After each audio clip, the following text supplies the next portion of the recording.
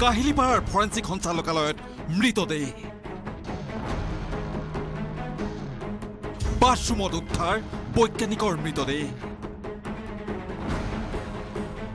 পৰিকল্পিত হত্যাকাণ্ড নে আন কিবা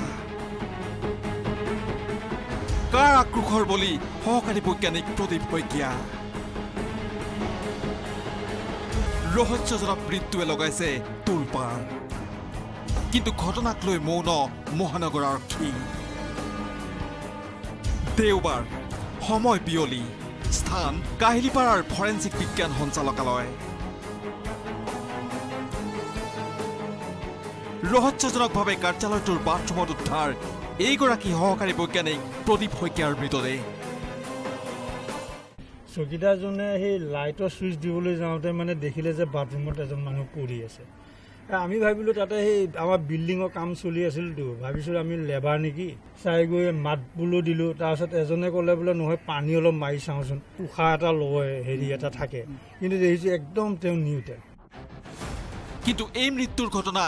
দেখাত যিমান সাধাৰণ সিমান সহজ সাধাৰণো হৈ থকা নাই মৃতদেহ উদ্ধাৰৰ পিছতেই স্বাভাৱিকতেই উঠিছে বহু প্ৰশ্ন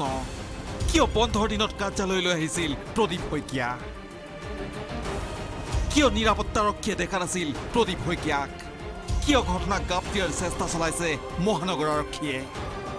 কোনো অপৰাধৰ ফৰেন্সিক তথ্যৰ গোপনীয়তা ৰক্ষা কৰিবলৈকে এইদৰে দুষ্ট চক্ৰই ৰচিলে নেকি চক্ৰান্ত যি সময়ত বৈজ্ঞানিক গৱেষণাগাৰৰ তথ্যৰ ভিত্তিত এপিএছচিৰ তদন্ত প্ৰক্ৰিয়াত ডিব্ৰুগড় আৰক্ষীয়ে বিশেষ অগ্ৰগতি লাভ কৰিছিল সেই সময়তে দেওবাৰে হঠাৎ বৈজ্ঞানিক গৱেষণাগাৰৰ চৌহদত ৰহস্যজনকভাৱে উদ্ধাৰ হ'ল সহকাৰী বৈজ্ঞানিক প্ৰদীপ শইকীয়াৰ মৃতদেহ সহকাৰী বৈজ্ঞানিক প্ৰদীপ শইকীয়াৰ ৰহস্যজনক মৃত্যুৰ পূৰ্বে কোনো লোকে দেখা পাই শইকীয়াক কলৈ যায় বুলি সুধিছিল শইকীয়াই চিমেণ্ট বিচৰাৰ কথা কৈছিল কিন্তু ফৰেন্সিক সঞ্চালকালয়ত চিমেণ্ট বিচৰাৰ কথাটোৱে অধিক জটিল কৰি তুলিছে সমগ্ৰ ঘটনাটোক দুই এজনে লগ পোৱা মতে তেওঁ কিবা চিমেণ্টৰ সন্ধানত আহিছে অৱশ্যে ইয়াততো চিমেণ্টৰ কথা নাহে কিন্তু জনামতে তেওঁৰ অলপ অসুখ হৈ আছিল ডায়েবেটিছৰ সেইটো জানো বাকীখিনি আৰু নাজানো সৰু সুৰা অভিযানৰ খবৰো সংবাদ মাধ্যমক নিয়মীয়াকৈ যোগান ধৰি অহা আৰক্ষীয়ে ৰহস্যজনকভাৱে এই চাঞ্চল্যকৰ মৃত্যুৰ খবৰ পোৱাৰ পিছতো অৱলম্বন কৰিছে মৌনতা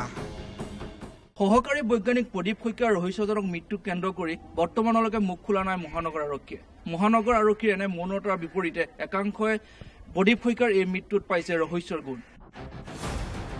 প্ৰদীপ শইকীয়াৰ মৃতদেহ পোষ্টমৰ্টেমলৈ পঠিয়াই আৰক্ষীয়ে আৰম্ভ কৰিছে তদন্ত যদি প্ৰদীপ শইকীয়াৰ মৃত্যু শাৰীৰিক অসুস্থতাজনিত কাৰণত সংঘটিত হৈছে তেন্তে কোনো কথা নাই কিন্তু যদিহে এই মৃত্যুৰ আঁৰত কোনো গোপন অধ্যায় নিহিত হৈ আছে তেন্তে সি হ'ব ৰাজ্যবাসীৰ বাবে ভয়ংকৰ কেমেৰা পাৰ্চন অনুপ আৰু প্ৰশান্তৰ সৈতে ভাস্কৰ জ্যোতি হাজৰিকা আৰু বিৰিঞ্চি Kumar Deka news 18 Assam north east